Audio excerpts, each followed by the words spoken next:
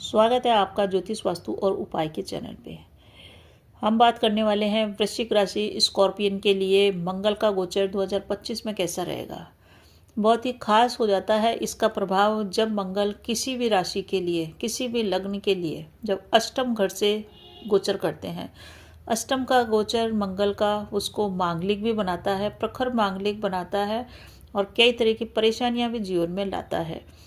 वृश्चिक राशि स्कॉर्पियन के लिए जो मंगल का ये गोचर होने जा रहा है, क्या परिणाम देगा। क्या धन की प्राप्ति होगी अचानक से, या ससुराल से रिश्ते खराब होंगे। क्योंकि अचानक धन प्राप्ति का भी 8वां घर है, ससुराल का भी 8वां घर है, रिसर्च का भी 8वां घर है, हायर एजुकेशन के लिए डीप रिसर्च करने का घर है, परेशानियों का भी घर है। अष्टम घर एक छुपा हुआ घर है। छुपा हुआ कैसे है कि 8वां घर जो होता है वो एक गहन अध्ययन का घर है। जब भी हम किसी चीज़ का इन्वेस्टिगेशन करते हैं तो वो भी 8वें ही भाव से करते हैं। छुपा हुआ गहन इसलिए कहा जाता है कि जिस प्रकार से समुद्र का पानी कितना गहरा है ऊपर से पता नहीं चलता है। ऊपर से पानी को देख के पता नहीं चलता है उसके अंदर हीरे है, मोती है, जवाहरात है, पत्थर है, कौन से जीव है, कुछ भी नहीं पता लगता है। सब कुछ रहस्य ही रहस्य है पानी के अंदर। तो उसी प्रकार की राशि होती है वृश्चिक राशि, और वृश्चिक राशि के रहस्य का भी रहस्य है। 8वां घर है जहाँ पे मंगल देव विराजमान हो रहे हैं। 8वां घर पानी का भी है, पाताल का भी है, समुद्र का भी है। वहाँ पे अग्नि कारक ग्रह मंगल देव आएंगे, विस्फोटक स्थितियाँ निर्मित होगी या उससे आपका बचाव होएगा। आगे अभी वीडियो में हम इसी की चीज़ की चर्चा करेंगे। तो ये जो मंगल देव आ रहे हैं, आग के गोले आ रहे हैं आपके गहरे पानी के अंदर 21 जनवरी 2025 को। शनि की उतरती ढैया है, क्या परिणाम देगी। यहाँ पे मंगल देव विराजमान रहेंगे 3 अप्रैल 2025 तक। तो फरवरी, मार्च और ये थोड़े से अप्रैल के और जनवरी के दिन, कुल मिला के करीब करीब 3 महीने तक का समय आपके लिए कैसा रहेगा। क्योंकि मंगल भी एक शुभ ग्रह ही है, क्योंकि सारे मांगलिक कार्य मंगल के नाम से ही जुड़े हुए हैं। इस कारण से मंगल को इतना ज़्यादा बुरा अष्टम घर में कहा गया है। उसके 1-2 कारण हैं।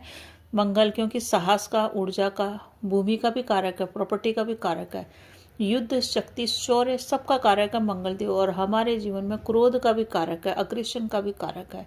जितने भी हम अपने इन्वेस्टमेंट के अंदर जल्दबाजी करते हैं या कुछ भी कार्य करने में जल्दबाजी करते हैं, दूसरों के बोलने से पहले ही हम अपने विचार प्रकट करने लग जाते हैं। ये भी मंगल देव है। जिन लोगों पे मंगल की कृपा बरसती है उनको जीवन में सुख प्राप्त होता है और हर इच्छा उसकी आसानी से पूरी होती चली जाती है। 2025 में मंगल देव जो सुबह 9:37 पे 21 जनवरी को आपके अष्टम घर के अंदर प्रवेश कर रहे हैं। अष्टम घर में प्रवेश करते ही वृश्चिक राशि वालों के लिए मांगलिक कुंडली बन जाती है। हायर एजुकेशन के लिए आपने कहीं कॉलेज में एडमिशन ले रखा है, फीस की व्यवस्था नहीं है तो फीस की व्यवस्था अचानक से आपकी हो जाएगी। आपके जो हायर एजुकेशन का सपना है वो पूरा होएगा। हालांकि इस समय आपकी सेहत थोड़ी सी नरम रह सकती है, मौसमी बीमारियां भी आपको हो सकती है। अगर आपका अपना स्वतंत्र व्यापार है तो उसमें आपको लाभ मिलेगा। पार्टनरशिप में व्यापार है तो वहाँ ज़बरदस्त तरीके से प्रॉब्लम आएगी। अपना खुद का व्यापार आप इंडिविजुअल चलाते हैं तो मुनाफा मान के चलिए डबल हो जाएगा। आप इंडिपेंडेंटली काम करते हैं, कोई सा भी, घर से, बाहर से, कहीं से भी आपको फ़ायदा होएगा। जो भी लोग दुकानदार हैं उन लोगों को भी इस गोचर काल के अंदर फ़ायदा होएगा। अग्रेशन की राशि है वृश्चिक राशि और मंगल भी अग्रेशन के कारक हैं। आपकी अगर कुंडली देखें तो मंगल देव आपके लग्न के मालिक हैं। लग्न मतलब आपके शरीर के और छठे घर के भी ये मालिक बनते हैं, जो कि रोग, ऋण और शत्रु का है। तो मंगल लग्नेश होते हुए भी पापी हैं आपके लिए, क्योंकि ये आपके छठे घर, शत्रु के घर के मालिक हैं, बीमारियों के, कर्जों के मालिक हैं। इस कारण से, परंतु उनको षष्टेश का दोष नहीं होता है। यदि आपकी कुंडली में मंगल बलवान होते हैं तो शुभ फल देते हैं वृश्चिक राशि वालों को, और वरना ज़्यादातर अशुभ फल भी देते हुए देखा गया है। अष्टम घर में मंगल देव आ रहे हैं। अष्टम घर में मंगल कौन के घर के अंदर आ रहे हैं, क्योंकि हम किसी घर में जाके कैसा महसूस करेंगे ये इस बात पे निर्भर करता है कि वो घर हमारे मित्र का है या शत्रु का है। क्योंकि हम अपने मित्र के घर में तो जाके बहुत ही आनंद उठाएंगे, परंतु शत्रु का घर है तो हमारी स्थिति बेकार हो सकती है। तो मंगल देव यहाँ पे आ रहे हैं अपने शत्रु के घर में। मिथुन राशि जो होती है बुध की होती है, बुध से मंगल की शत्रुता है। इस कारण से यहाँ पे मंगल के आने के कारण आपकी कुंडली मांगलिक भी बन जाती है 21 जनवरी से लेकर के 3 अप्रैल 2025 तक। ये लगन के भंग का भी योग बनाती है, साथ ही साथ विपरीत राजयोग भी बनाती है। ऐसे समय में आपको अचानक धन की प्राप्ति हो सकती है, यश मान सम्मान प्रतिष्ठा की आपको प्राप्ति हो सकती है। आपके धन की वृद्धि ये मंगलदेव कराएंगे, परंतु भौतिक सुखों की प्राप्ति के लिए आपको संघर्ष करना पड़ेगा।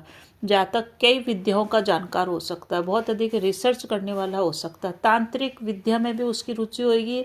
कोई तंत्र मंत्र साधना अगर आप करना चाह रहे हैं तो उसमें आपको सफलता मिलेगी। मंगल की दृष्टियों की बात करें तो इसकी एक दृष्टि आपके 11वें भाव पे पड़ रही है, जो आपके धन का है, बड़े भाई का है, आपके लाभ का, आय का जो भी घर है ये है, धन से संबंधित, आय से संबंधित ये घर है। यहाँ पे दृष्टि पड़ने के कारण आपकी आय में वृद्धि हो सकती है। आपको अपने बड़े भाई से संबंध संभाल के चलने पड़ेंगे, वहाँ पे आपको मतभेद बिल्कुल भी नहीं करना है। एक दृष्टि आपकी, इसकी सीधी दृष्टि आपके धन भाव पे पड़ती है, धनु राशि पे, धन भाव पे, कुटुंब पे, यहाँ पे पड़ती है वाणी स्थान पे। तो वाणी की कठोरता को आपको कायम नहीं रखना है, आपको अपनी वाणी में मधुरता कायम स्थापित करनी है। जितनी ज़्यादा आपकी वाणी मधुर रहेगी, मीठी रहेगी और क्रोध नहीं होगा, उतना ही ज़्यादा आपको कुटुंब परिवार का सहयोग मिलेगा। हालांकि अचानक धन प्राप्ति की स्थितियाँ यहाँ पे निर्मित होती हुई दिख रही है, बड़ी मात्रा में आपको धन प्राप्त हो सकता है। व्यापारी है तो बड़ा लाभ होएगा। धनवान बनने का योग है, पराक्रमी बनने का इस समय योग बना हुआ है।